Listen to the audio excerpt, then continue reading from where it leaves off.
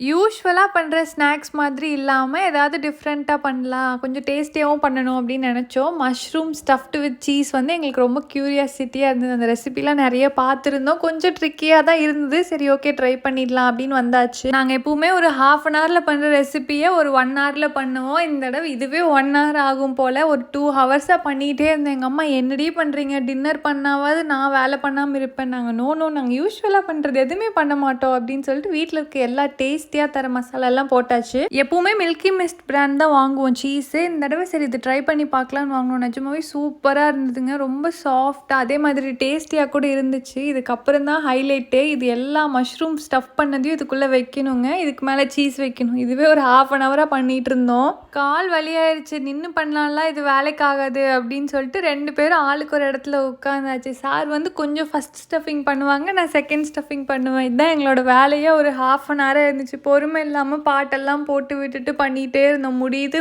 முடியவே இல்லை. ரொம்ப நேரமாக பண்ணிகிட்டே இருந்தோம். ஏன்டா இது பண்ணோன்னு யோசித்தோம். வேற மம்மி வேற அவங்களுக்கு சீஸ் வேண்டாம் அப்படின்னு சொல்லிட்டாங்க. அப்பாடா அப்படின்னு சொல்லி ஒரு 4 மஷ்ரூமை வச்சுட்டு அதுக்கப்புறம் மறுபடியும் முதல்ல இருந்து எல்லா மசாலாவையும் போட்டாச்சு.